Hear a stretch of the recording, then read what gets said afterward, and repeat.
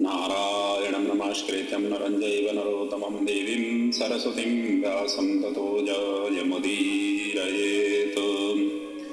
यं ब्रह्मा वरुणेन्द्ररुद्रमरुतस्तुन्वन्ति दिव्यैस्तवैः वेदैः सङ्गपदाक्रमोपनिषदैर्गायन्ति यं सामगा ध्यानावस्थिततद्गतेन मनसा पश्यन्ति यं योगिनो यस्यान्तं न विदुषुरासुरगणा देवाय तस्मै नमः। मूकं करोति वाचालं पङ्गं लङ्घयते गिरिं यत्कृपातमहं वन्दे परमानन्दमाधवम्।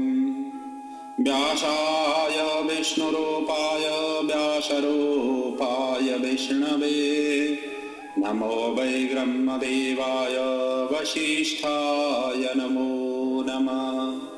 गुरुर्ब्रह्मा गुरुर्विष्णु गुरुर्देव महेश्वर गुरुर्साक्षात् परब्रह्म तस्मै श्री गुरवे नमः।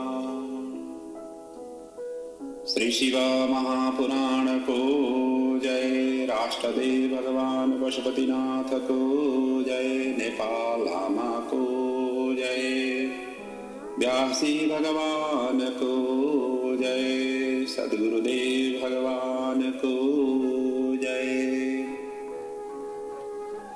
नेपाल भित्र र विश्वभरि छरिएर रहनुहुने समस्त आमा बुवा दाजुभाइ दिदीबहिनीहरूका हृदयमा विराजित राष्ट्रदेव भगवान पशुपतिनाथ स्वरूप आत्मा तत्त्वलाई वन्दन गर्दै समस्त विद्वान विदुषी गुरु आचार्य सबैका चरणमा वन्दन गर्दै शिव महापुराणको अमर गाथालाई राष्ट्रदेव भगवान पशुपतिनाथको चरणमा समर्पित गर्दै नित्य हजुरहरू समक्ष यसको अवगाहन गर्दै आइरहेको छु।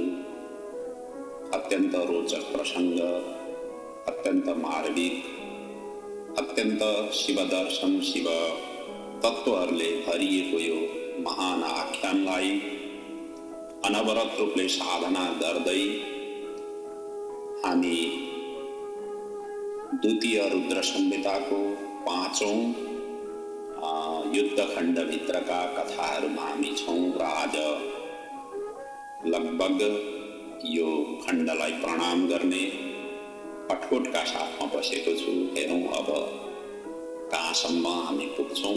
अहिलेसम्मका प्रसङ्गमा हामीले 53 अध्यायका कथासम्मका हामीले 53 अध्यायसम्मका कथालाई हामीले चिन्तन गरिसकेका छौं र जम्मा यसमा 59 वटा अध्याय छन् र हामी बाणासुरको चरित्रका चिन्तन मनन गर्दै हिजो हामीले बिदा लिएका थियौं। हिजो हामीले हिजोको बसाइमा बाणासुरको चरित्रकै चिन्तन मनन गर्दै थियौं र आज पनि निरन्तरता त्यही बाणासुरकै चरित्रकै छ र त्यस पछाडि बाणासुरको चरित्र पश्चात अन्य पनि भगवान शिवजीले गर्नुभएका दानवहरूको संहार दैत्यहरूको संहारका पनि प्रसङ्गहरू छन्। त्यसका साथसाथै यो रुद्र संहिता युद्धखण्डको उपसंहारको प्रसङ्ग छ। आउनुहोस् अब विधिवत रूपले ढिलो नगरिकन कथाभित्रै प्रवेश गरौँ। हामीले हिजो चिन्तन गर्दै जाँदा अनिरुद्ध मतलब उषाको रूममा अन्तःपुरमा अनिरुद्ध आएर बसेका त्यो सूचना चाहिँ द्वारपाल थिए। द्वारपालले बाणासुरलाई प्रदान गरेको त्योसम्मको हामीले चिन्तन गरेका थियौं। द्वारपालको धर्म नै त्यही थियो कि बाणासुरकी पुत्री उषासँग कोही परपुरुष छ भन्ने संकेत ती द्वारपालहरूले प्राप्त गरे र त्यही सूचना बाणासुरलाई प्रदान गरे र बाणासुर यति सुन्न साथ उसले उषाको अन्तपुरमा सेना पठाएको त्यहाँसम्मको हामीले चिन्तन गरेका थियौं र अब त्यहीदेखि कथालाई अगाडि गराउँदैछु। सनत कुमारजी व्यासजीलाई यो कथा श्रवण गराइराख्नु भएको छ। सबैभन्दा पहिले बाणासुर किन कर्तव्य मूड भयो जब यो समाचार सुनिसकेपछि अनि 10,000 सेनालाई आदेश दियो। आज्ञा पाएर वीरहरूले उषाको अन्तपुरमा घेराउ गरे।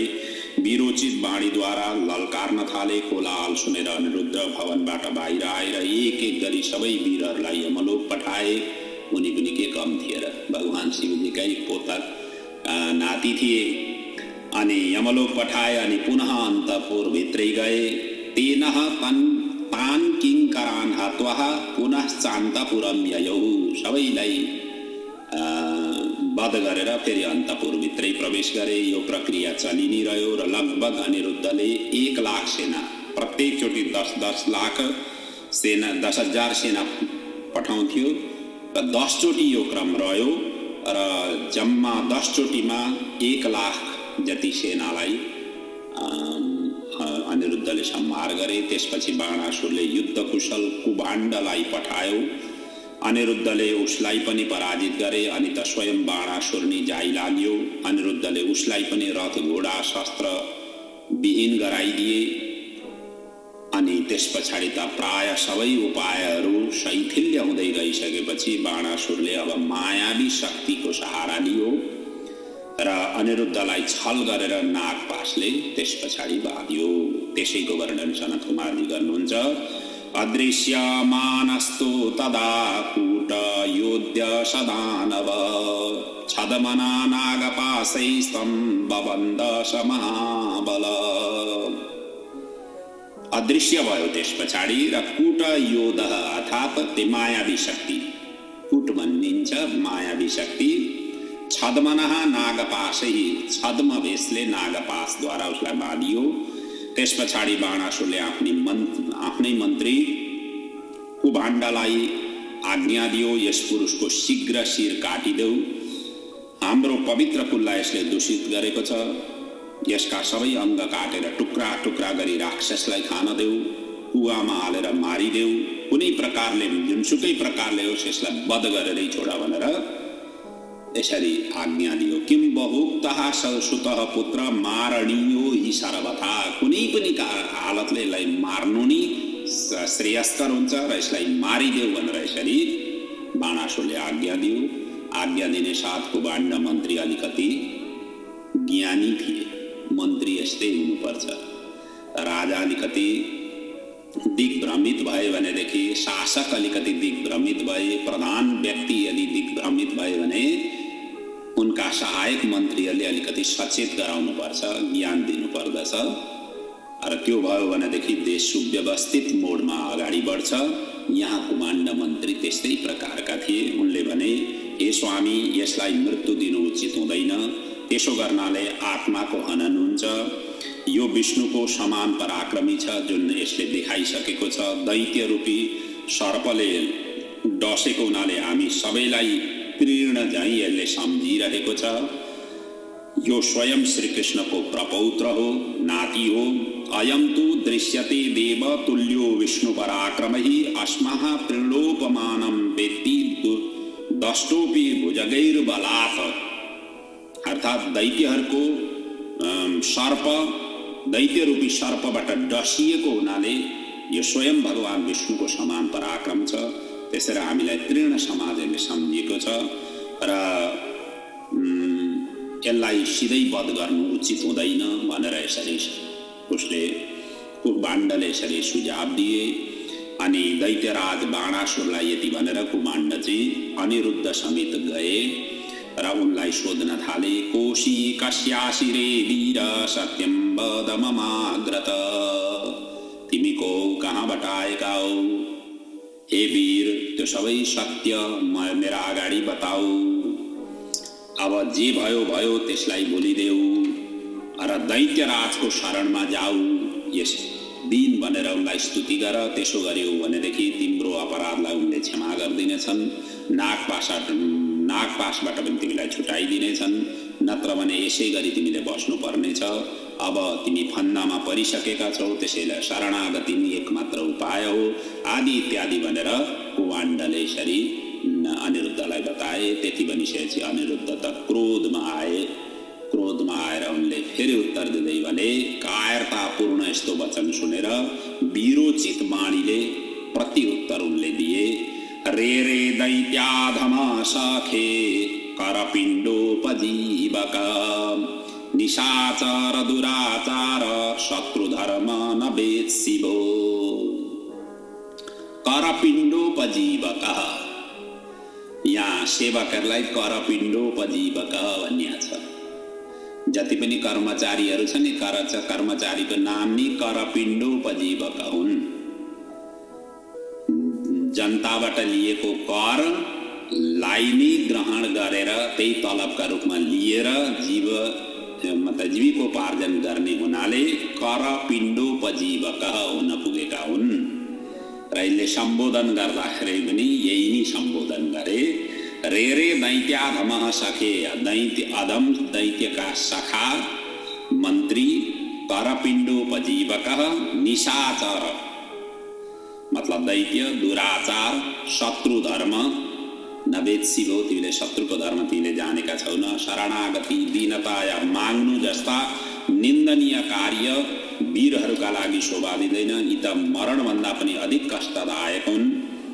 वीर क्षेत्रीय त युद्धमा मृत्यु पाउनु कल्याणदायक मान्छन्, न कि हात जोडेर क्षमा याचना गर्नु। यसबेला त्यति बेलै नि आकाशवाणी भयो, भो भो बाण महावीर न क्रोधुं कर्तुमर्हसि, बलिपुत्रो शिशुमेत शिवभक्त विचारीयताम्। हे बाणासुर, क्रोधलाई त्यागेर शिव शरणापन्न हुनु नै यति बेला श्रेयस्कर हुन्छ। उनी नै सबैका स्वामी हुन् र सबैका कल्याणदायक हुन्। उनी नै सगुण र निर्गुण हुन्। शिवजी सबैको घमण्डलाई ध्वस्त पारिदिनुहुन्छ। तिम्रो पनि घमण्ड नाश गर्नेछन्। नाशयिष्यति ते गर्वम इदानीं भक्तवत्सलः। यो आकाशवाणी यसरी भइसकेपछि बाणासुरले अनिरुद्धलाई वध त गरेन, तर नागपास पनि छुटाइदिएन, नागपासमै बाँधिरह्यो। त्यस पछाडि अनिरुद्धले माँ जगदम्बिका भगवतीको शरणमा गए र दीन बनेर भगवतीको यहाँ स्तवन गरे, प्रार्थना गरे। भगवतीको कृपाले नागपासबाट मुक्त हुन पुगे। यहाँ भगवतीको स्तवन गर्दै अनिरुद्धले भने, शरण्ये देवी बद्धोस्मि दह्यमानस्तुपन्नगै, आगच्छ मे गुरु त्राणम यशोदे चण्डरोषिणी। हे भगवती दुर्गे, तपाईं नि सबै प्रकारको सृष्टि स्थिति र संहारकारिणी हुनुहुन्छ। म नागपासले बाँधिएको छु, तपाईं बिना मेरो कोही रक्षक छैन, मलाई अब रक्षा गर्नुहोस्। यसरी दिव्य शरणापन्न भावले माँ भगवतीको यहाँ अनिरुद्धले स्तवन गरे र स्तवनलाई स्वीकार गर्दै माँ भगवती ज्येष्ठ कृष्ण चतुर्दशीको अर्धरात्रिमा कालीले दर्शन प्रदान गरिन्। माँ भगवती महाकालीले दर्शन दिइन् र भयानक नागलाई भस्म गरी अनिरुद्धलाई छुटाइन्, अन्तपुरमा प्रवेश गराइन् र स्वयं दुर्गा देवी त्यहाँदेखि अन्तर्ध्यान भइन्। यता बाणपुत्री उषाले आफ्नो पति प्राप्त पुनः गरिन्, आनन्द विभोर भइन्, पूर्ववत स्वस्थ भएर अब बस्न थालिन्। पूर्ववद विजहारासौ तया स्वप्रियया सुखी। त्यसपछि वर्षाको चतुर्मास प्रारम्भ भयो र सानन्द यिनीहरूले व्यतीत गरे। यति त उहाँ घटना घटियो। अब यतातिर द्वारिकामा के घटना घटो यसको यहाँ वर्णन अगाडि गरिएको छ। यता द्वारिकामा अनिरुद्धको अपहरणले खैलाबल्या मचियो, स्त्रीहरू रुन थाले। नारदजीले सारा वृत्तान्त द्वारिकावासीहरूलाई भनिदिनु भयो र अनिरुद्ध सुरक्षित रहेको समेत नारदजीले अवगत गराउनुभयो। यादव सबै दुखित भएको देखेर श्रीकृष्णले अन्त्यमा गरुडलाई बोलाउनु भयो र युद्धार्थ तुरुन्त शोणितपुर प्रस्थान गर्नका लागि आज्ञा दिनुभयो। साथमा 12 अक्षौणी सेना बलराम, प्रद्युम्न, युयुधान, साम्ब, नन्द, उपनन्द, भद्र आदि पनि भगवान श्रीकृष्णसँगै युद्ध सहायताका लागि शोणितपुर प्रस्थान गरे। वहाँ पुगेर उनीहरूले बाणासुरको नगर चारैतिरबाट घेराबन्दी गरे। यता शत्रु पक्षले आफ्नो नगरलाई घेराबन्दी गरेको समाचार सुन्नासाथ बाणासुर पनि महारथी पराक्रमी वीर सेनाहरूको साथ लिएर महलबाट निस्कियो। उता शिवजी पनि आफ्नो भक्त बाणासुरको रक्षाका लागि प्रमथगणका साथमा वहाँ आइपुग्नुभयो। भगवान श्रीकृष्ण र भगवान शिवजीको युद्ध हुँदैछ। बडा अद्वितीय अद्भुत यो वर्णन छ। त्यस पछाडि अब बाणासुर निस्क्यो। भगवान शिवजीका प्रमथगण सहित शिवजी पुग्नुभयो। यता भगवान श्रीकृष्ण आफ्ना गणहरू सहित पुग्नुभयो। त्यस पछाडि त के हुनु, अब सबै शत्रु र मित्र पक्षहरू सबै भेला भइसकेपछि अब युद्ध नै थियो एकमात्र अन्तिम निर्णय। त्यसैले यहाँ घनघोर युद्ध प्रारम्भ भयो। आशीषु तुमलम युद्धम अद्भुतम रोमहर्षणम। अत्यन्त अद्भुत रोमहर्षण। रोमहर्षण भनिन्छ शरीरका रौँ खडा हुनु, त्यसलाई भनिन्छ रोमहर्षण। रोम मतलब केश, रौँ, हर्षण भन्नाले अत्यन्त प्रसन्न हुनु। रौँ प्रसन्न हुनु भनेको रौँ उठ्नु। त्यस्तो किसिमको युद्ध भयो। शिवजीको अनुकम्पाले बाणासुरले अत्यन्त उत्साहका साथ यदुवंशीहरूसँग युद्ध गर्यो। सबै खाले शस्त्र अस्त्र प्रहार हुन थाले। आकाशमा देव देवता मुनि सिद्ध चारण गन्धर्व अप्सराहरू युद्ध हेरिरहेका थिए। त्यहाँ ब्रह्मास्त्र वायव्यास्त्र पर्वतास्त्र आग्नेयास्त्र आदि प्रहार हुन थाले। ब्रह्मास्त्रस्य च ब्रह्मास्त्रं वायव्यस्य च पर्वतम् आग्नेयस्य च पारजन्यं नैजं नारायणस्य च। यी सबै अस्त्रहरूको प्रक्षेपण त्यहाँ हुन थालो। यसरी नै शिवजी र श्रीकृष्ण पनि लडी नै रहे। अन्ततोगत्वा प्रमथगणले श्रीकृष्णका सेनाहरूलाई भगाए, तहस नहस पारे। यो देखेर भगवान श्रीकृष्णले तुरुन्त शीतल ज्वरको आह्वान गरेर छोडिदिनुभयो। स्वं ज्वरम शीतलाख्यम व्यसृजत वारुणम मुने। यो शीतल ज्वर जब प्रक्षेपण गरिदिनुभयो यो तुरुन्तै चारैतिर फैलियो र यो देखेर शिवजीले पनि शीतल ज्वरको नि उहाँले पनि छोडिदिनुभयो। त्यस पछाडि त दुवै वैष्णव र शैव ज्वर आपसमा लडी नै रहे। अन्त्यमा शिव ज्वरले वैष्णव ज्वरलाई परास्त गरियो। त्यसपछि वैष्णव ज्वर शिवजी समीप तुरुन्तै शरणापन्न भयो। शिवजीले उसलाई अभयदान दिनुभयो। शीतः ज्वर प्रसन्नोऽहं वेतुते मज्जबराद भयम्। अब उहाँलाई अभयदान दिइसकेपछि दुवै ज्वर शान्त भए, तर युद्ध भने रोकिएन। महावीर प्रद्युम्नलाई स्कन्दले घायल गरे, जसको कारण उनी रणभूमि छोडेर गए। कुभाण्डले बलभद्रलाई परास्त गरे। उता आपत्तिकाल उपस्थित देखेर गरुडले हजारौं शरीर धारण गरेर समुद्रको जल पिएर बादल झैं युद्धस्थलमाथि वर्षा गरे, जसको कारण कैयौं प्रमथगण हतोत्साहित हुन पुगे र पनि श्रीकृष्ण सेना पराजित भइ नै रहे। त्यसपछि भगवान श्रीकृष्णले सारथीलाई आफ्नो रथ शिव समीप लानका लागि अनुरोध गर्नुभयो र शिव समीप पुगेर भगवान श्रीकृष्णले अब स्तुति गाउन थाल्नुभयो। यहाँ भगवान श्रीकृष्णले अब कसरी स्तुति गाउनुभयो त्यसको वर्णन सनत कुमारजी यसरी गर्नुहुन्छ। शिव श्रीकृष्णले शिवजीको 14 श्लोकले यहाँ स्तुति गर्नुभयो, जसमा चराचर 14 श्लोकको अर्थ हो 5 कर्मेन्द्रिय, 5 ज्ञानेन्द्रिय, मन बुद्धि चित्त अहंकार, यी सबैको समर्पण नै 14 श्लोकको प्रतीक हो।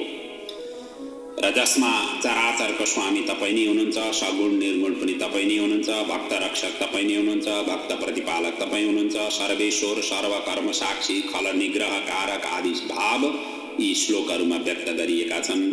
शरणापन्न भएको र रक्षा गर्न अपिल उहाँले गर्नुभएको छ र जसमा यस्ता श्लोकहरू छन्। देवदेव महादेव शरणागत वत्सल नमामि त्वा अनन्त शक्ति सर्वात्मानं परमेश्वर। तपाईँ नि सर्वात्मा हुनुहुन्छ, परमेश्वर हुनुहुन्छ, शरणागत वत्सल हुनुहुन्छ।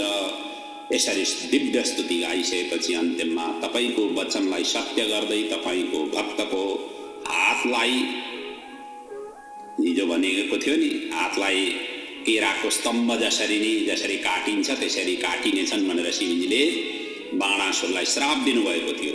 त्यही काट्नका लागि म यहाँ आएको हुँ जो तपाईले बाणासुरलाई दिनुभएको थियो। त्यसैले तपाईँ युद्धभूमिबाट हटिदिनुहोस्। जसले गर्दा म उसको गर्भनाश गर्न सकूं। निवर्तस्वरणाद् देव त्वत्सापो न वृथा भवेत्। आज्ञां देहि प्रभो मे त्वं बाणस्य भुजकृन्तने। बाणासुरको मैले भुजालाई चाहिँ कृन्तन मतलब काट्नका लागि म आएको हुँ।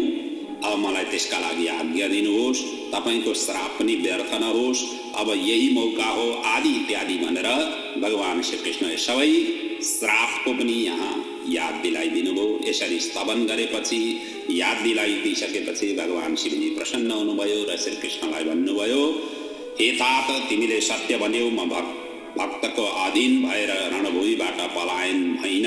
अब तिमीले म माथि जृम्भणास्त्र प्रहार गर, जसको कारण म जम्हाई लिन थाल्नेछु, हाई लिन थाल्नेछु, निदाउन थाल्नेछु। त्यति बेला तिमीले आफ्नो तमाम कार्य गर्नु भनेर शिवजीले यसरी उपाय व्यक्त गरिदिनु भयो। अतस्त्वं जृम्भणास्त्रेण मां जृम्भय मदाज्ञया ततस्त्वं कुरु कार्यं स्वं यथेष्टं च सुखी भव भनेर यसरी शिवजीले बताइदिसकेपछि, शिवजीको आज्ञा प्राप्त भइसकेपछि श्री कृष्णले तुरुन्त नै जृम्भणास्त्रको सन्धान गरेर छोडिदिनु भयो। शिवजी जम्हाई लिन थाल्नुभयो अब त्यस पछाडि र निदाउनु भयो। यो देखेर बाणासुर रणभूमिमा आयो। सैते लीलया रुद्रे सपुत्रे सगणे सती बाणो विनिर्गतो युद्धं कर्तुं कृष्णेन दैत्यराट। जब यस्तो किसिमको स्थिति भइसकेपछि बाणासुर रणभूमिमा आयो। महाबली बाणासुरले सेना सहित साथ लिएर यदुवंशको संहार गर्न थाल्यो। सबै खाले शस्त्र अस्त्रको प्रयोग गरियो। अन्तिममा प्रयोग गर्दा गर्दै थकित भयो अनि शिवजीको आज्ञा अनुसार श्री कृष्णले सुदर्शन चक्रलाई बाणासुरका हातहरू छेदन गर्नका लागि आज्ञा दिनुभयो र केवल 4वटा हात मात्र राखेर 996 वटा हात सुदर्शन चक्रले भटटटटटटट गरेर हरिओम गरिदियो। त्यसैको वर्णन सनत कुमारजी गर्नुहुन्छ। तथा सुदर्शनेनाशु कृष्णो बाणभुजान् बहून् चिच्छेद भगवान् शम्भो शासना परवीरः अवशिष्टा भुजास्तस्य 4 वसुन्धरा। 4वटा मात्रै हात अवशिष्ट रहे, 1000वटा हातहरूमा बाँकी सबै हरिओम सुदर्शन चक्रले गरिदियो। त्यस पछाडि श्री कृष्णले बाणासुरको शिरच्छेद गर्न नै उद्यत हुनुभएको थियो। यो स्थिति देखेर शिवजी तुरुन्त अगाडि आइपुग्नुभयो र श्री कृष्णलाई रोक्नुभयो। यो आज्ञा मैले तपाईलाई दिएको थिइनँ, त्यसैले यो कार्य नगर्नुहोस् भनेर शिवजीले तुरुन्तै यहाँ रोक्नुभयो। हे कृष्ण, तिमीले बाणासुरलाई जति सजाय दिने थियो त्यो तिमीले दिइसक्यौ। अब आफ्नो सुदर्शन चक्रलाई लौटाऊ, फर्काऊ। जो मैले तिमीलाई दिएको थिएँ, बाणासुरलाई मैले अभय वरदान दिएको छु, त्यसैले मेरो वचन सत्य हुनेछ। यसलाई 1000 हातको जुन अभिमान थियो त्यसको काम तिमीले गरिसक्यौ। अब तिमी निर्भय हुँदै द्वारिकातिर फर्क भनेर यसरी भगवानलाई शिवजीले यसरी भन्नुभयो। त्यस पछाडि बाणासुर र श्री कृष्णको यहाँ सन्धि हुन्छ। त्यसैको वर्णन सनत कुमारजी अगाडि गर्नुहुन्छ। मेलमिलाप हुन्छ। त्यस पछाडि शिवजीले बाणासुरलाई पनि सम्झाउनु भयो। बाणासुरले बदला लिने भावना त्याग दियो अनि सुपुत्री उषा, सखी चित्रलेखा, दास दासी अमूल्य रत्नहरू सहित अनिरुद्धलाई प्रदान गर्न बाणासुरले गर्यो। अत्यन्त सौहार्द विनीतान्वित भएर श्रीकृष्णलाई उसले विदाई गर्यो। श्रीकृष्ण यदुवंशीहरूको त्यस पछाडि द्वारिका फर्किए र भव्य रूपले त्यहाँ उत्सव मनाए। द्वारिकां च पुरीं प्राप्त समुत्सव समन्वितः। सबै आफन्तहरू साथमा बसेर भव्य उत्सवमा सुसम्पन्न गरे। अब यता बाणासुरलाई अब अगाडि के भयो आदि इत्यादिका प्रसङ्गहरू यहाँ सनत कुमारजी वर्णन गर्नुहुन्छ। यता एकातिर युद्ध शान्त भयो, तर बाणासुर अशान्त थियो। आफ्नै मूर्खताको कारण दुखी थियो। हात काटिएकोले रक्तले लतपत भएको थियो। यस्तो अवस्थामा नन्दीले सम्झाउँदै भने, हे शिवभक्त बाण, पश्चातापलाई छोडेर शिवजीको शरणमा जाऊ। तिम्रो कल्याण भगवान शिवजीले गर्नुहुनेछ। यो जे भयो त्यो पनि उनकै इच्छाले भएको हो। उनकै स्मरण गर्दै उत्सव गर। मनादेशमादाय कुरु नित्यं महोत्सवम्। नन्दीले सम्झाएको बाणले तुरन्त मान्यो। शिव स्थानमा गयो र दीन भएर रुन थाल्यो। घमण्ड रहित व्याकुल भएर भगवान शिवजीको शरणापन्न भएर स्तुति गर्न थाल्यो। गत्वा तत्र प्रभुं नत्वा रुरोदातिव विह्वलः गतगर्भ व्रजो बाणः प्रेमाकुलितमानसः। अत्यन्त प्रेम आकुल भएर त्यस्तो मनले गर्वलाई, जुन आफ्नो भित्रको अभिमान थियो त्यसलाई निकालेर अथवा गर्व नाश भएको त्यस्तो किसिमको भावले भगवान शिवजीको शरणापन्न भएर स्तवन गर्यो। मुखले अनेक वाद्य बजाउँदै, शिर हल्लाउँदै, भौँलाई नचाउँदै अनेक प्रकारको मुद्राद्वारा उसले ताण्डव नृत्य गर्न थाल्यो। भूमि रगतको धाराले सिञ्चित भयो र पनि आफ्नो हावभाव उसले छोडेन। अनि मात्र शिवजी प्रसन्न भएर वरदान माग्नका लागि त्यहाँ प्रकट हुनुभयो र प्रेरणा गर्नुभयो। बाण तातबले पुत्र सन्तुष्टो नर्तनेन ते वरं गृहाण दैतेन्द्र यत्ते मनसि वर्तते। भगवान शिवजीले भन्नुभयो, हे बाण, हे बलपुत्र, बलिका पुत्र बाण, तिम्रो नर्तनबाट म प्रसन्न भएँ। अब तिमीले वर माग, के तिम्रो मनमा छ भनेर यसरी शिवजीले भनिसकेपछि बाणासुरले भन्यो, शिवजी प्रसन्न भएकोले ऊ पनि प्रसन्न भयो र वर माग्दै भन्यो। अब यहाँ 4-5 वर उसले मागिरहेछ, जसको वर्णन सनत कुमारले यसरी गर्नुहुन्छ। पहिलो वर त मेरो शरीरका घाउ ठिक हुन्, जति पनि घाउ भएका छन् युद्ध गर्दाखेरि सबै ठिक हुन्। दोस्रो वर मलाई तपाईको अक्षय गणपति पद प्राप्त होस्। तेस्रो उषा पुत्रलाई शोणितपुरको राज्य मिलोस्। मेरी छोरी उषा, त्यसबाट जन्मिने सन्तानले आगामी मेरो शेष पछाडि यो शोणितपुरको राज्य उसले प्राप्त गरोस्। अनि चौथो, मेरो दैत्य भाव नष्ट होस् र देव भाव मलाई प्राप्त होस्। जुन असुर भाव छ त्यो असुर भाव नष्ट भएर सुर भाव मसँग प्राप्त होस्। पाँचौं, मैले बाहु युद्धमा गरेका सबै धूर्तताहरू क्षमा हुन्। अर्थात् मैले वायु युद्धबाट जुन धूर्तता गरेको थिएँ ती सबै क्षमा प्रदान गरिदिनुहोस् भनेर यसरी 5 वटा वर उसले माग्यो। यसरी वरदान मागेपछि बाणासुरले 9 श्लोकले भगवान शिवजीको स्तुति गायो, जसमा तपाईँ नै संसारको उत्पत्ति, पालन, संहार स्वरूप हुनुहुन्छ। तपाईको शरीर नै सम्पूर्ण ब्रह्माण्ड हो। 4 वर्णको उत्पत्ति पनि तपाईकै शरीरबाट भएको हो।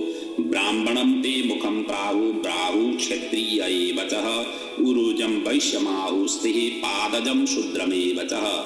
ब्राह्मण मुखबाट, क्षत्रिय बाहुबाट, उरुबाट वैश्य र पादजबाट शूद्रहरूको उत्पन्न तपाईकै शरीरबाट भएको हो। तपाई नै सबैको उपासना योग्य हुनुहुन्छ। तपाईकै कृपाले मनुष्यको मुक्ति भुक्ति दुईटै प्राप्त गर्छन् मनुष्यहरूले। तपाईलाई नै त्याग्नु भनेको आफूले आफ्नो आत्मालाई त्याग्नु हो। त्यसैले नि ब्रह्मा विष्णु आदि देवता मुनि मानव सिद्ध आदि तपाईकै शरणमा छन्। यसरी दिव्य स्तुति उसले गाइसकेपछि बाणासुरको यसरी वर मागिसकेपछि भगवान शिवजी प्रसन्न हुनुभयो अनि सबै वरदान प्रदान गर्दै तथास्तु भन्दै उनी अन्तर्ध्यान हुनुभयो।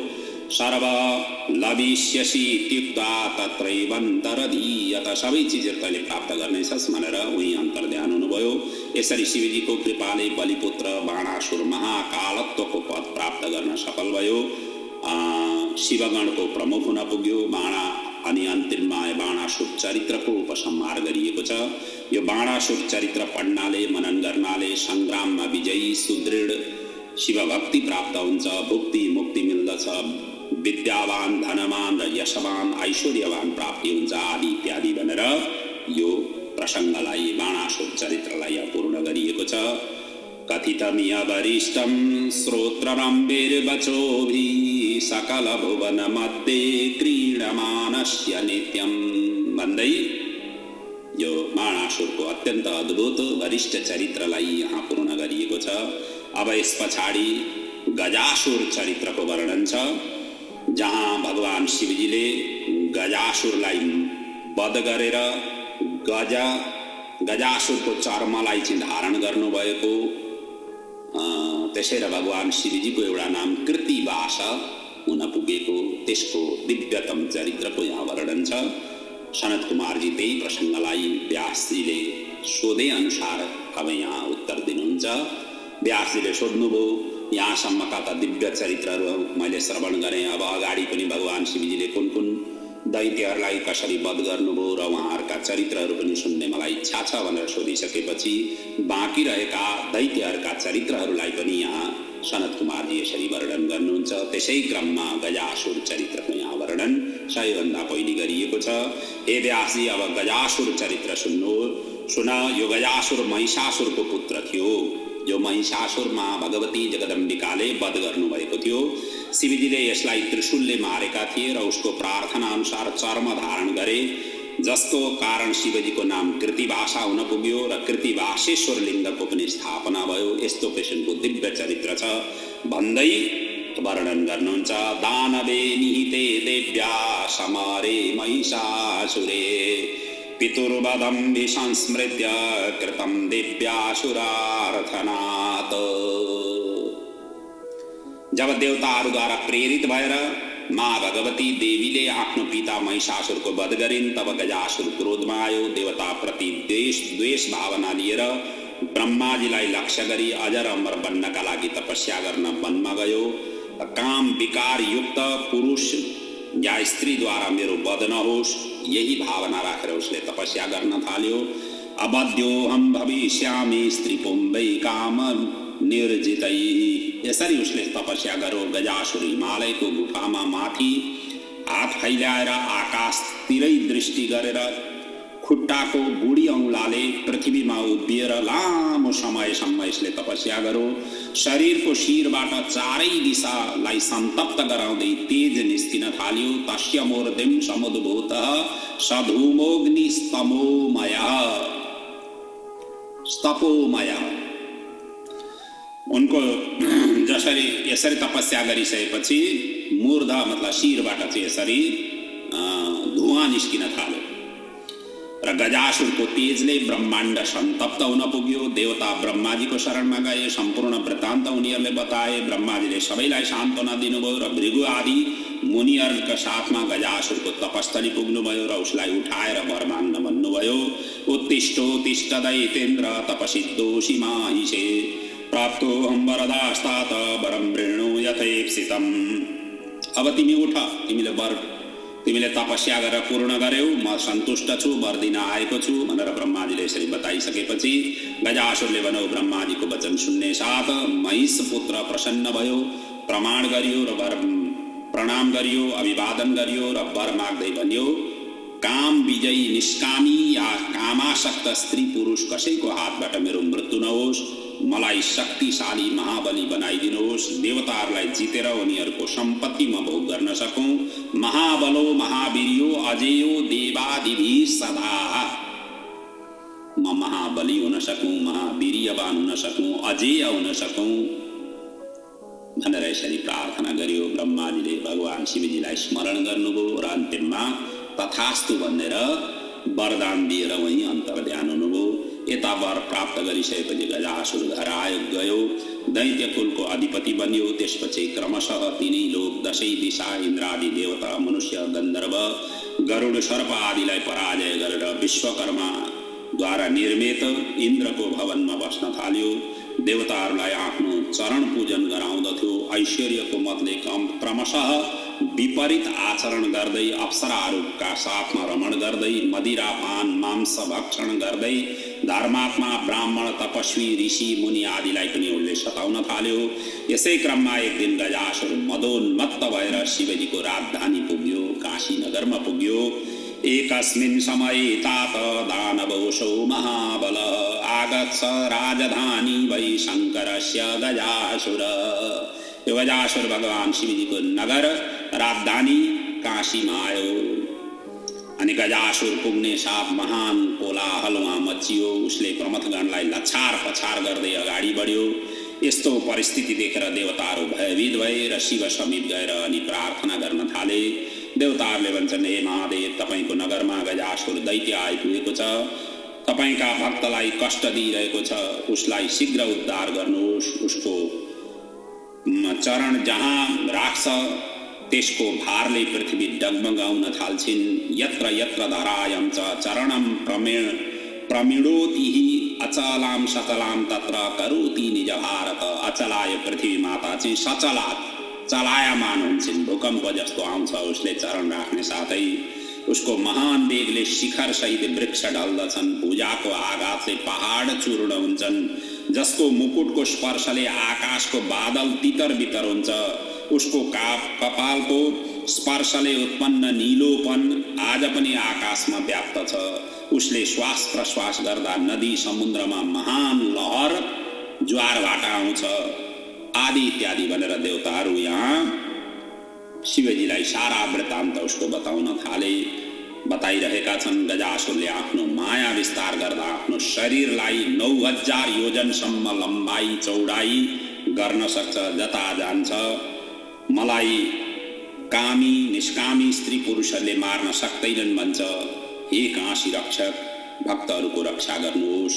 त्वं रक्ष भक्तान् देवेशः काशी रक्षण तत्पर। तपाईँ काशीको रक्षा गर्ने स्वरूपमा हुनुहुन्छ। तपाईको नगरमा यसरी गजासुर आएको छ भनेर यसरी सारा वृत्तान्त बताइसकेपछि अब यहाँ शिवगण र शिवजी गजासुरसँगको यहाँ युद्धको प्रसङ्गको वर्णन छ। देवताहरूको प्रार्थना सुनेर देवतालाई भगवान शिवजीले आश्वासन दिँदै भन्नुभयो, शस्त्रास्त्र वाहनले सुसज्जित भएर त्यस पछाडि युद्धका लागि निस्किनुभयो। यता गजासुर पनि प्रसन्न भयो, युद्धका लागि ऊ पनि तयार भयो। आकाशमा विरोचित बाजा बज्न थाले, गर्जना गर्दै शस्त्र अस्त्रले सुसज्जित भएर दुवैमा भीषण युद्ध प्रारम्भ भयो। उता शिवगण प्रमथगण र यता गजासुरका गणहरूका बीचमा पनि युद्ध घमासान रूपले हुन थाल्यो। पहाड पहाड टक्राउँदा जस्तो आवाज आउँछ त्यस्तै आवाज शिवजी र गजासुरको युद्धमा त्यस्तो किसिमको आवाज आउन थाल्यो। देवता आकाशमा प्रेक्षक बनेर बसे। अन्त्यमा शिवजीले आफ्नो अमोघ त्रिशूलले यसरी वेदन गरे कि गजासुर मरणासन्न अवस्थामा पुग्यो। त्यस पछाडि गजासुरलाई थाहा भयो कि यो कुनै साधारण युद्ध होइनन्। तुरुन्तै शिव शरणापन्न भयो र स्तुति गरियो। त्यसैको वर्णन यहाँ सनत कुमारजी यसरी गर्नुहुन्छ। देवदेव महादेव तब भक्तोऽस्मि सर्वथा, तब हस्ते मम बद्यो महाश्रेयस्करो मत।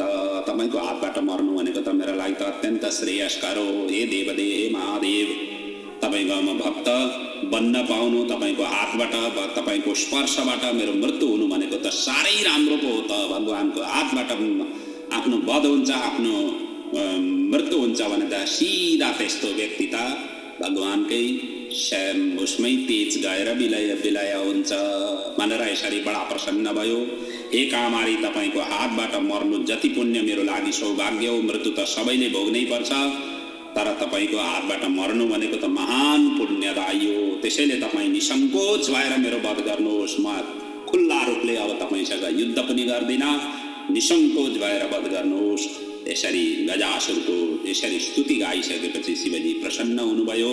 साधुवाद दिँदै भन्नुभयो, जो इच्छा छ वर माग भनेर यसरी भनिसकेपछि गजासुरले वर माग्दै भन्यो, यदि प्रसन्नो दिग् वासस्तदा नित्यं वसानमे इमां कृति महेशान त्रिशूलाग्रह पावितां त्वं त्रिशूलाग्र तपावितां। यदि तपाईँ प्रसन्न हुनुहुन्छ भने तपाईँको त्रिशूलको अग्निले पवित्र बनाएको मेरो छालालाई सधैँ धारण गर्नुहोस्। यो छाला तपाईँको प्रमाण हुनेछ, प्रमाण होस्। यो छालाबाट कहिल्यै दुर्गन्ध आउने छैन, सधैँ कोमल शोभायमान र निर्मल रहनेछ। यो मेरो कृति छाला पुण्यवती हुँदैन थियो भने तपाईँको स्पर्श नै हुँदै थिएन। र अन्त्यमा आजबाट तपाईँको नाम कृति वास पनि लोकमा प्रसिद्ध होस् भनेर यसरी वर माग्यो। शिवजी प्रसन्न हुनुभयो र तथास्तु भन्दै आशीर्वाद दिनुभयो। तेरो यो पावन शरीर यो काशी क्षेत्रमा मेरो लिङ्ग होस् र यसको नाम कृतिवासेश्वर हुनेछ, जो मुक्ति मुक्तिदायक महापातक विनाशक र लिङ्गमा शिरोमणि हुनेछ। इदं पुण्यम शरीरम ते मम लिङ्गम मुक्तिदायकम कृतिवासेश्वरः नाम महापातक नाशनम भनेर यसरी उसको जुन शरीर छ, गजासुरको जुन शरीर छ, त्यो शरीर नै लिङ्गका रूपमा परिणत हुन पुग्यो, जसको नाम कृतिवासेश्वर लिङ्ग भयो। र उसको जुन शरीरको जुन छाला थियो त्यो छाला चाहिँ भगवान शिवजीले आफ्नो ओढनीमा धारण गर्नुभयो, अर्थात् त्यसलाई दिनुभयो। यसरी वरदान दिइसकेपछि गजासुरको कृति भनिन्छ चर्मलाई, छालालाई कृति भनिन्छ। त्यही छालालाई नि भाषा मतलब कपडाका रूपमा धारण गरेको हुनाले कृति भाषा भगवान शिवजीको एउटा नाम रहेको हो।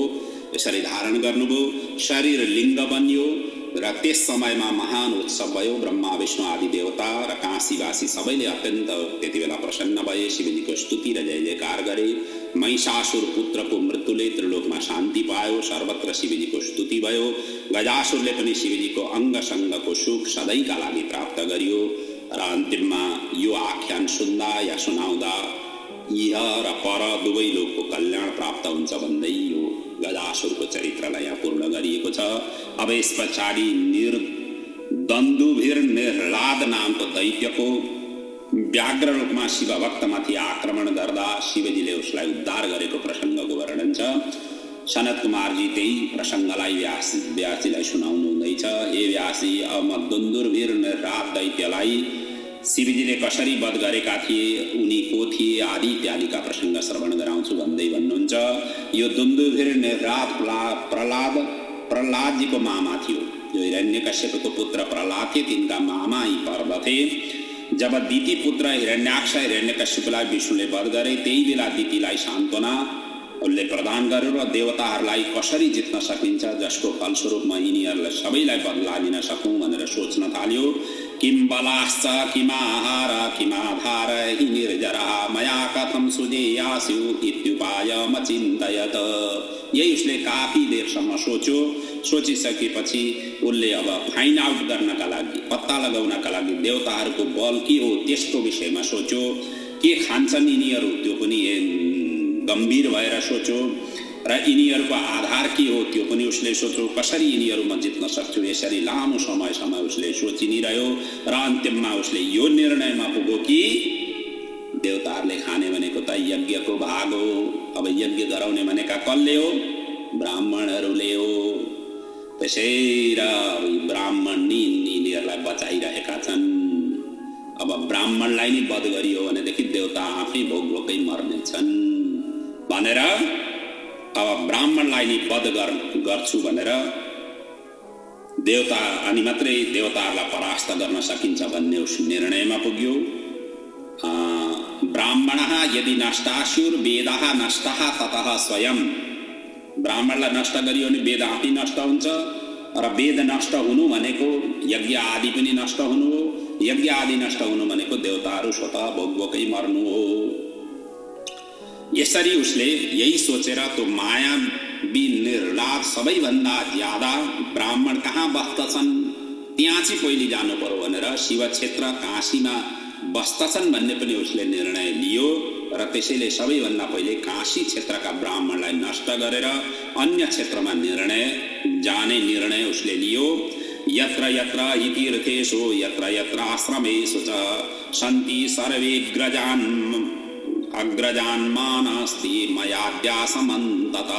जहाँ जहाँ तीर्थहरू क्षेत्रहरू छन्, जहाँ जहाँ पवित्र धामहरू छन्, ती ज्यादा ब्राह्मणहरूको वास हुन्छ भन्ने सोचेर सबैभन्दा पहिले काशीलाई उसले टार्गेट बनायो। त्यस पछाडि त्यो दैत्य काशी क्षेत्रमा गयो।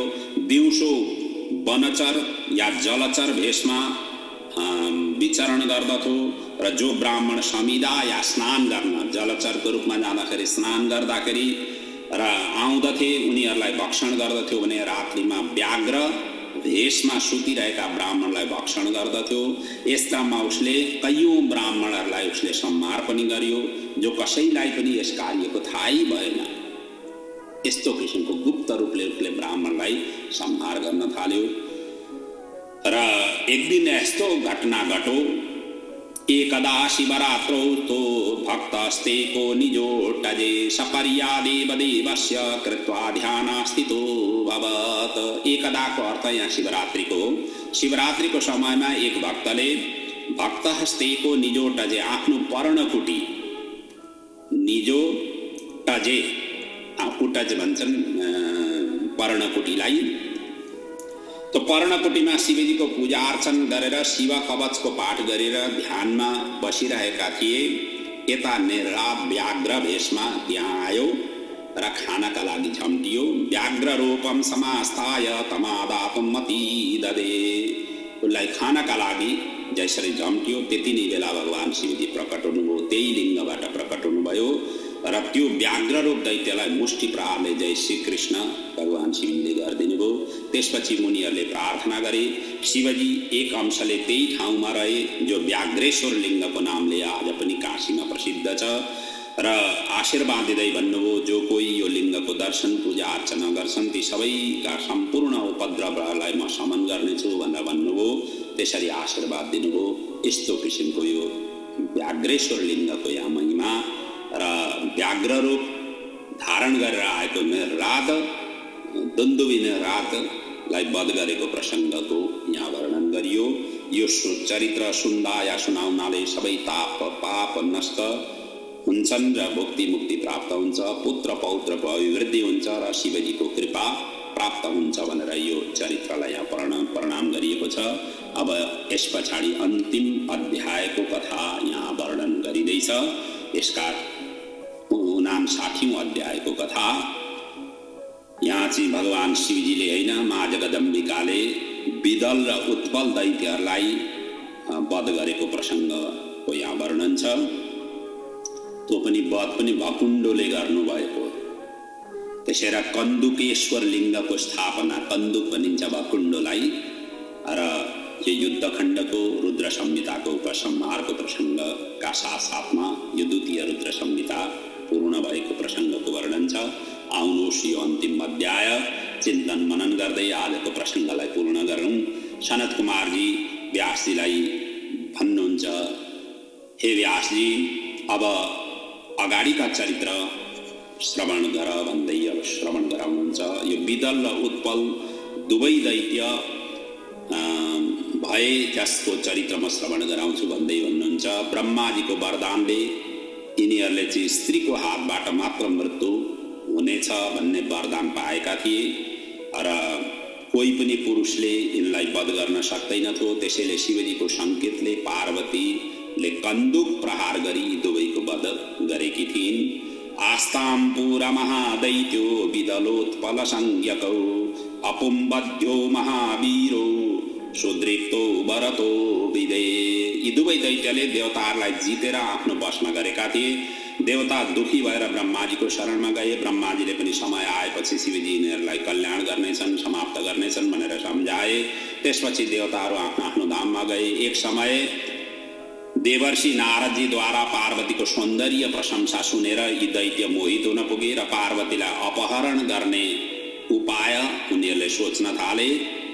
त्यसैको वर्णन सनत कुमारजी गर्नुहुन्छ। अथ नारद देवर्षि शिव प्रेरणया तदा गत्वा त्वदीय भवनं शिवा सौन्दर्य भुजगौ।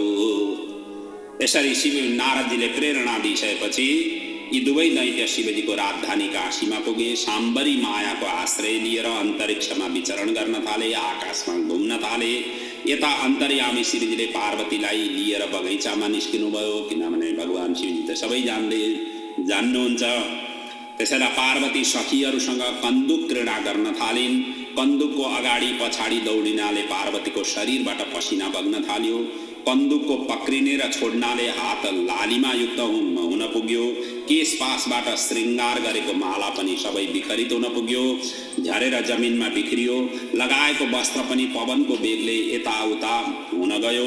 यी सबै क्रियाकलाप देखेर शिवमायाले मोहित भएर यी दुवै दैत्य झनै काम पीडित हुँदै गए र अन्तरिक्षबाट बिस्तारै बिस्तारै तल झरे र दूत बनेर माँ जगदम्बिकाका समीप उनीहरू पुगे।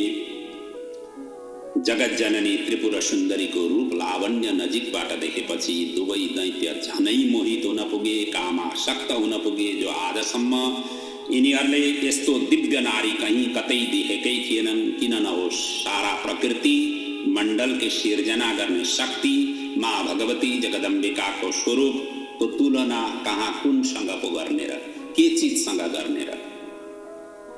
जसरी राम राम र रावणको युद्धको तुलना गर्दाखेरि राम र रावणकै युद्धकै उपमा दिइन्छ नि।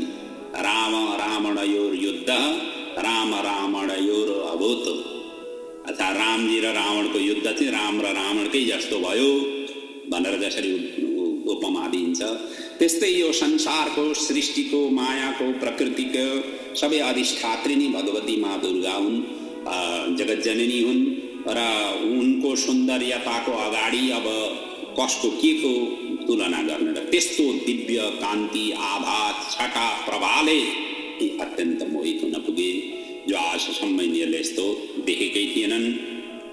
त्यस पछाडि त दैत्यले देवी पार्वतीलाई अपहरण गर्न ठिक परे।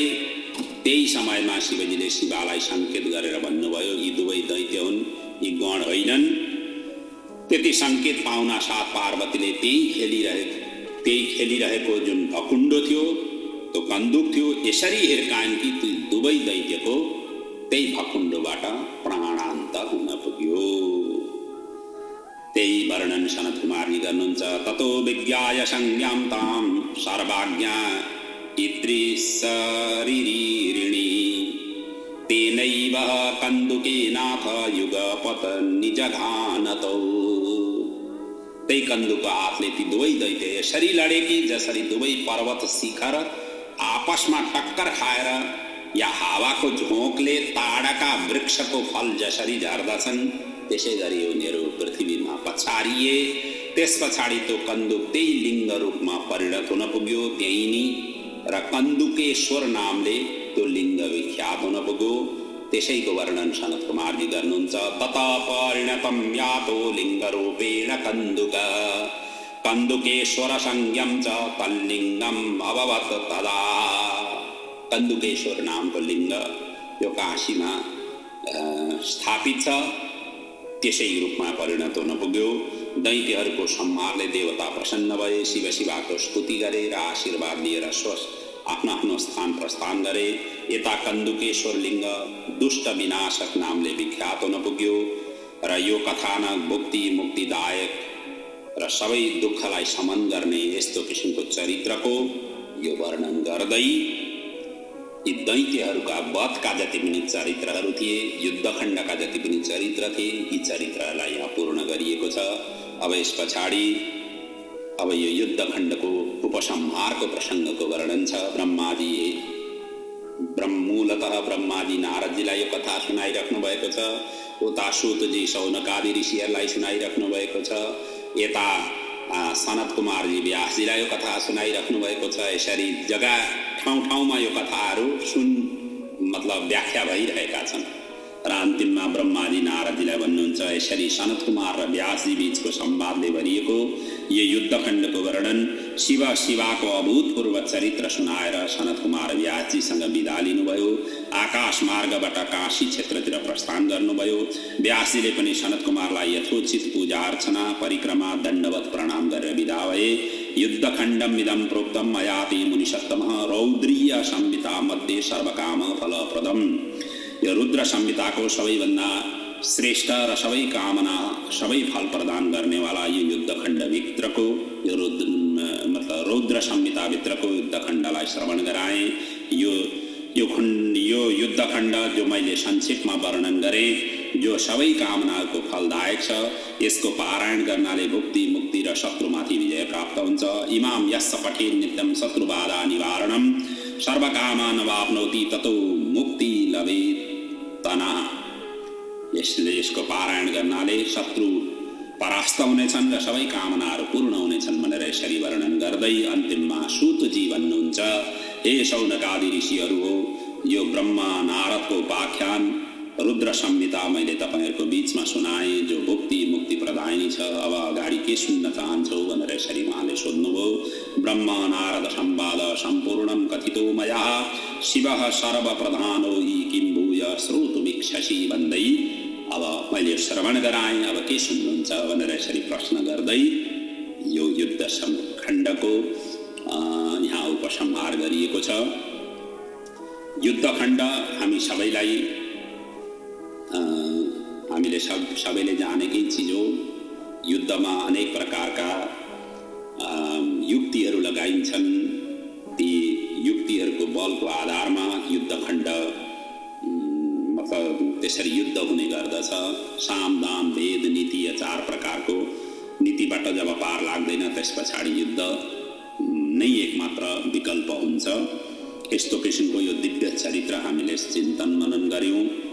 वस्तुतस्तु त भगवान कसैसँग पनि युद्ध गर्न चाहनुहुन्न। युद्ध मनुष्यले नै सिर्जना गर्ने हो। मनुष्यमा जब अभिमान र अहंकार प्राप्त हुन्छ या आउँछ, त्यस्तो आइसकेपछि व्यक्तिलाई सहन गर्ने शक्ति को कमी हुन पुग्दछ, संयमित हुने शक्ति कम हुन पुग्दछ र युद्धको रूपमा परिणत हुन पुग्दछ। युद्ध आफैमा भयानक हुँदै हो।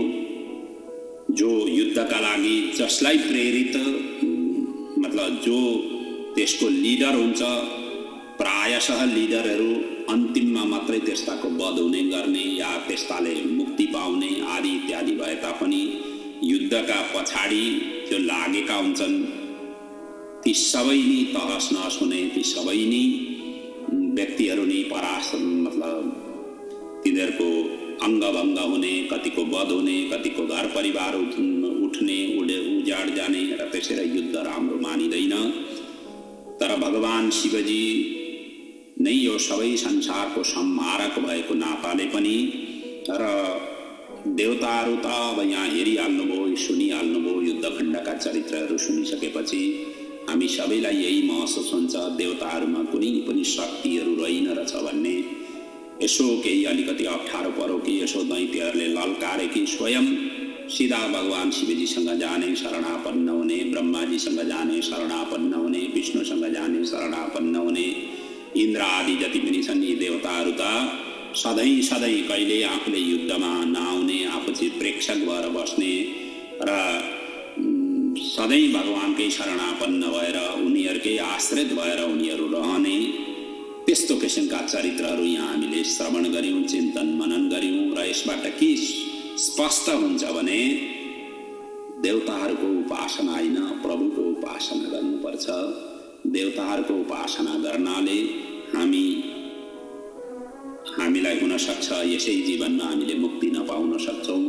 त्यसैले भगवान नै सबैका सृष्टिकारक भएको हुनाले डाइरेक्ट जसरी वृक्षको मूलमा पानी सिंचन गरियो भनेदेखि सबै वृक्षलाई नै पुग्दछ, त्यसै गरी मूल चाहिँ भनेको भगवान हो, प्रभु हो, ईश्वर हो।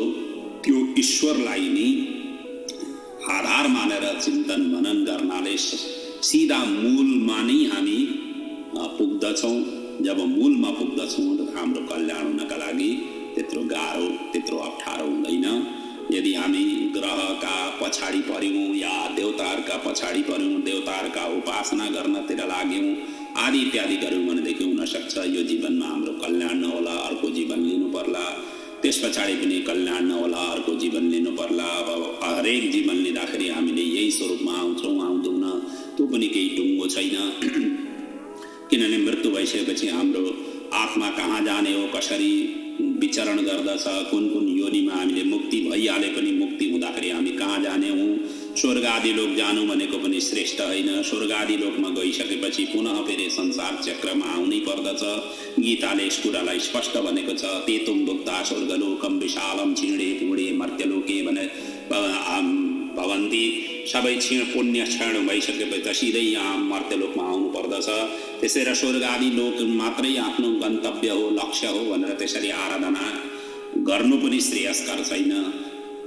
त्यसैले भनिन्छ प्रभुको धामको प्राप्तिका लागि नै अनवरत रूपले साधना गर्नुपर्दछ। त्यही नै हाम्रो गन्तव्य पार्नु पर्दछ, त्यही नै हाम्रो लक्ष्य पार्नुपर्ने हुन्छ। र त्यस धामलाई चाहिँ फेरि यो संसार चक्रमा त्यहाँ गइसकेपछि चाहिँ संसार चक्रमा आउनु पर्दैन। र त्यो धामलाई गीताले पनि यसरी भनिएको छ कि यत्र गत्वा न निवर्तन्ते तद्धाम परमं मम। जहाँ जाने गइसकेपछि, पुगिसकेपछि फेरि यो संसार चक्रमा ननिवर्तन्ते अर्थात् फर्केर आउँदैनन्, आमाको गर्भहरूमा गएर जन्म लिनु पर्दैन, त्यो धाम नै मेरो धाम हो भनेर भगवानले बताउनु भएको छ। त्यस्तो किसिमको दिव्य धामकै लागि प्रभुको आराधना गर्नु श्रेयस्कर हुन्छ। र जबकि यहाँ दैत्यहरूले पनि उपासना गर्दा चाहे ब्रह्माजीको चाहे विष्णुको चाहे शिवजीको नि उपासना गरिसकेपछि उनीहरू देवताहरूको कसैको पनि उपासना गरेको यहाँ वर्णन छैन। र जति पनि हामीले कथा कहानीहरू जहाँ जहाँबाट पनि हामी सुन्छौँ ती सुनेका कथा कहानीहरूमा पनि यही वर्णन छ। सिधै भगवानलाई नै शरणापन्न भएर भगवानसँगै माग्ने हो। माग्न अर्को कुरो के भनेदेखि माग्नै पर्दाखेरि भगवानसँगै माग्ने हो, संसारसँग माग्ने होइन। संसारसँग मागिसकेपछि आफू कमजोर हुन्छ। संसारले हामीलाई शरीर दिइरहेछ, संसारमा हामी शरीर रूपमा आएका छौँ, संसारलाई माग्ने होइन। संसारमा मागिसकेपछि आफू कमजोर हुन्छ। त्यसैले माग्नै पर्यो भनेदेखि भगवानसँगै माग्ने। भगवानले यो संसारमा हामीलाई पठाउनु भएको, उहाँका हामी बालक हौँ, उहाँका हामी सन्तान हौँ, सन्तति हौँ र हामीलाई जस्तो सुकै साह्रो गाह्रो जस्तो सुकै हुँदाखेरि पनि भगवानका अगाडि रुँदाखेरि भगवान सुन्नुहुन्छ। संसारका अगाडि रुइयो भनेदेखि संसारले खिसी गर्छ हामीलाई। त्यसैले संसारका अगाडि कहिल्यै पनि कमजोरी नहुने, संसारका अगाडि त आफू सिंह जस्तो भएर डटेर गर्जना गर्दै संसारलाई त्यसरी देखाउनुपर्छ, ढाडस देखाउनु पर्दछ। संसारका अगाडि कहिल्यै कमजोरी हुनु हुँदैन।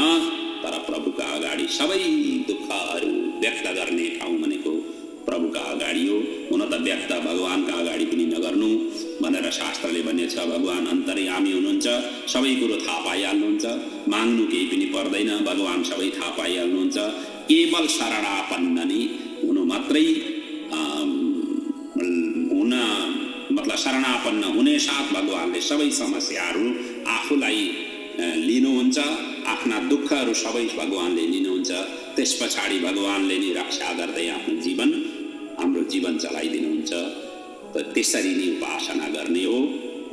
अब यहाँ हामीले शिवपुराणका जे जस्ता कथाहरू थिए ती कथाहरूका हामीले चिन्तन मनन गऱ्यौँ। वास्तविक रूपले आत्मतत्त्वको साक्षात गर्दै भगवानको प्राप्ति गर्नु नै एकमात्र यो जीवनको लक्ष्य गर्नुपर्ने हुन्छ। अब ती सबै क्रमशः यस्ता चिन्तन मनन गर्दै जाउँला। शास्त्रहरूले जसरी वर्णन गरिएका छन् ती इत्यादिका प्रसङ्गहरू पनि समय आएको खण्डमा पुनः चर्चा पर्चा गर्दै जाउँला। र यिनै शब्दका साथ अब यो रुद्र संहिता जुन एक किसिमले हेर्दाखेरि सानो सानो पुराणै थियो रुद्र संहिता, जसमा 10,000 भन्दा ज्यादा मन्त्र थिए। यो शिवपुराणमा 24,000 मन्त्र मध्ये 10,000 मन्त्र भन्दा लगभग 11,000 मन्त्र त रुद्र संहितामा मात्रै थिए, जसको हामीले चिन्तन मनन गरेर पूर्ण गऱ्यौँ। अब बाँकी रहेका प्रसङ्गहरू हामी आउँदा दिनहरूमा पुनः चिन्तन मनन गर्दै अगाडि बढाउनेछौँ।